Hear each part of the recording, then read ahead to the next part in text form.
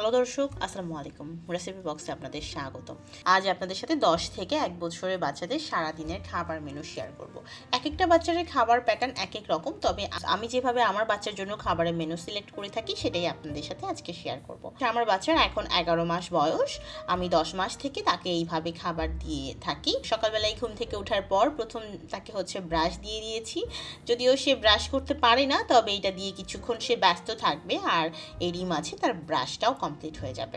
সকালে ঘুম থেকে উঠেই সে বুকের দুধ খেয়ে থাকে, যার কারণে আমি ঘুম থেকে ওঠার পর সাথে সাথেই তাকে সকালের নাস্তাটা দেই না, কিছুক্ষণ অপেক্ষা করি যেন সে সকালের নাস্তাটা ঠিকঠাকভাবে করে।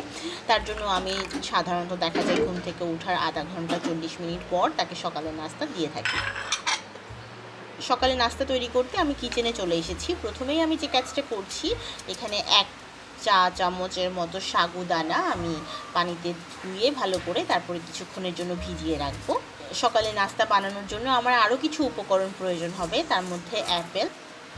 প্রথমে আমি অ্যাপেলকে খোসা ছাড়িয়ে নিয়েছি, এবার এটাকে গ্রেট করে নিয়েছি। 1 বছরের ছোট বাচ্চাদের ওইভাবে খাবার চিবিয়ে খাওয়ার অভ্যাসটা তৈরি হয় না তখনও, যার কারণে আমি অ্যাপেলটাকে গ্রেট করে নিয়েছি।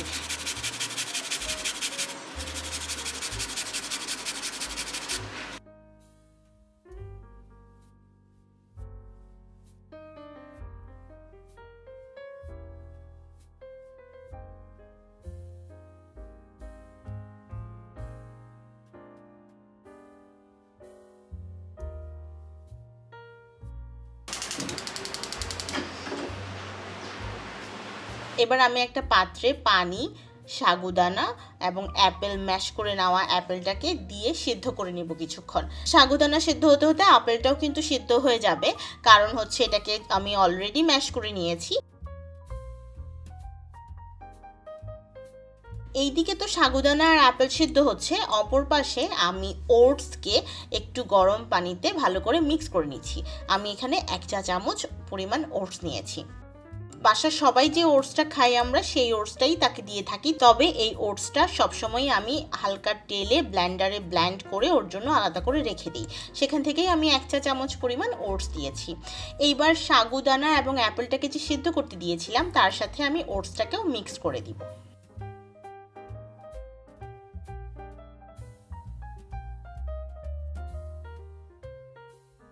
এই পর্যায়ে আপনারা বাচ্চাকে চাইলে এইভাবেই দিতে পারেন, কারণ অ্যাপেল দেওয়ার পরও বেশ ভালোই মিষ্টি হয়। আর তবে আমার বাচ্চা শুধু অ্যাপেল দিলে একটু খেতে কম চায়, তার জন্য আমি মাঝে মাঝে এখানে কলা অথবা খেজুর অ্যাড করে থাকি। আজকে আমি খেজুর অ্যাড করছি না, আজকে এখানে কলা অ্যাড করছি। আর কলাটাকে প্রথমে ম্যাশ করে নিয়েছি। কলাটাকে ম্যাশ করে নিয়েছি, আর এরই মাঝে ওটসটাও কিছুটা ঠান্ডা হয়ে আসবে। এবার কলাটাকে দিয়ে ভালো করে মিক্স করে নেব। তৈরি হয়ে গেল বেশ মজার এবং হেলদি বানানা এবং অ্যাপেল ওটস। তবে কেউ যদি বাচ্চাকে ফর্মুলা দুধ খাইয়ে থাকেন, এর সাথে একটু দুধও অ্যাড করতে পারেন। আমি যেহেতু বাচ্চাকে ফর্মুলা দুধ খাওয়াই না, তার জন্য এখানে আমি কোনো দুধ অ্যাড করলাম না।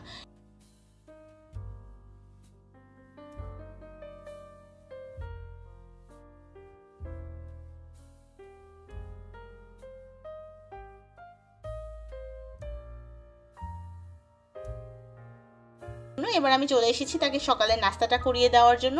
প্রথমে আমি যে কলা ম্যাশ করে রেখেছিলাম, ছোট্ট ছোট্ট করে একটু কলা ওকে দিয়েছি যেন ও নিজের হাতেও খেতে পারে। এতে করে যে ব্যাপারটা হয়, বাচ্চা নিজের হাতে খাবার খাওয়াটা শিখতে পারে, সেই সাথে খাবারের টেস্ট নিজের মুখে দিচ্ছে, নিজের হাতে ধরছে। এতে করে সে খাবারটা কেমন সেই খাবার সম্পর্কেও তার একটা আইডিয়া হয়।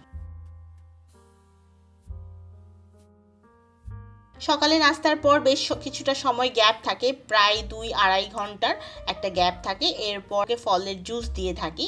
আজ আমি ওকে দিচ্ছি মাল্টার রস, তবে এক এক দিন আমি এক একটা ফলের জুস অথবা ফল দিয়ে থাকি। এখন তো স্ট্রবেরির সময়, আমি এখন ওকে স্ট্রবেরি দিয়ে থাকি। আমের সময় আম দিয়েছি, কখনো আঙুর দিয়ে থাকি। এক একটা সময় আমি ওকে এক একটা খাবার দিয়ে থাকি এই টাইমটাতে।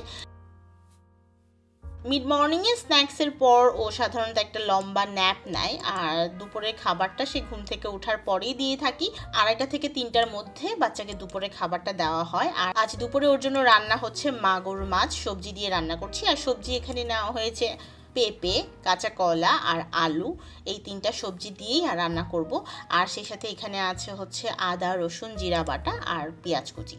কড়াইতে অল্প একটু তেল দিয়ে আমি পেঁয়াজটাকে ভালো করে একটু ভেজে নিয়েছি। তারপর এক এক করে সব সবজি দিয়ে খুবই সামান্য পরিমাণে একটু হলুদ আর একটু লবণ দিয়েছি। আর সেই সাথে আদা, রসুন, জিরা বাটাটা দিয়ে মাছটাকেও ভালো করে দিয়ে আমি কিছুক্ষণের জন্য এটাকে কষিয়ে নিব। ওটাকে কষিয়ে আমি ঝোল দিয়ে দিয়েছি। আর এখানে হচ্ছে ওর জন্য আমি ভাতটা রান্না করে নিচ্ছি। আমি ওর জন্য খিচুড়ি রান্নার জন্য যেইভাবে ওর চালটা রেডি করে রেখেছি ওই চালটা দিয়েই ভাতটা রান্না করে নিব।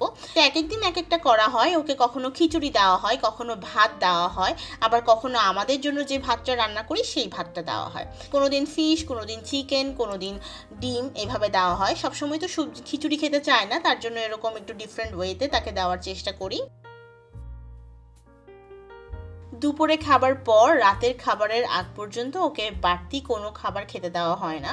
ও এই সময়টাতে হচ্ছে ওর চাহিদা অনুসারে বুকের দুধ খেয়ে থাকে। এখন ওর জন্য আমি রাতের খাবার তৈরি করতে চলে এসেছি। এখানে আমি ব্রোকলি নিয়েছি ওর জন্য। ব্রোকলিটা ছোট ছোট পিস করে নিয়েছি, ফিঙ্গার টাইপের, যেন ও নিজে ধরে খেতে পারে এরকম পিস করে নিয়েছি। এবার এটাকে গরম পানি দিয়ে কিছুক্ষণের জন্য ঢেকে রাখলাম। আর এদিকে আমি ওর জন্য পাস্তা সিদ্ধ করতে দিয়ে দিয়েছি। বাচ্চাকে পাস্তা খাওয়ানোর ক্ষেত্রে পাস্তা বা নুডলস এই টাইপের খাবার খাওয়ানোর সময় অবশ্যই আপনাকে খেয়াল করতে হবে ইনস্ট্যান্ট কোনো পাস্তা বা নুডলস যেন না খায়। বাচ্চাদের নুডলস বা পাস্তা কিন্তু একটু আলাদা হয়ে থাকে। পাস্তা সিদ্ধ হয়ে যাবার পর আমি এখানে চিজ দিয়ে দিয়েছি। বাচ্চাদের জন্য আলাদা কিছু চিজ আছে, ওই ক্যাটাগরির একটা চিজ আমি ওকে দিয়েছি। আর ব্রোকলি যে গরম পানিতে সেদ্ধ হতে দিয়েছিলাম সেটাকে একটু ঘি দিয়ে আমি জাস্ট ফ্রাই করে নিয়েছি। ব্রোকলির কালারটা যেহেতু সবুজ, বাচ্চাদেরকে বেশ আকর্ষণ করে কালারফুল সবজি। আর সেই সাথে ও নিজের হাতে খেতে পারছে বেশ মজা করে। আলহামদুলিল্লাহ, সে কিন্তু রাতের ডিনারটাও কমপ্লিট করে নিয়েছে। আশা করছি নতুন মাদের জন্য আমার আজকের ভিডিওটা কিছুটা হলেও হেল্পফুল হবে। যাবার আগে একটা কথা বলে যাচ্ছি, অনেক মারাই বাচ্চাদেরকে ব্ল্যান্ড করে খাবার দিয়ে থাকেন। আমি বলবো বাচ্চাদের কোনো খাবারই আসলে ব্ল্যান্ড করে দেওয়া উচিত না। আজকের মতো তবে বিদায় নিচ্ছি। আল্লাহ হাফেজ।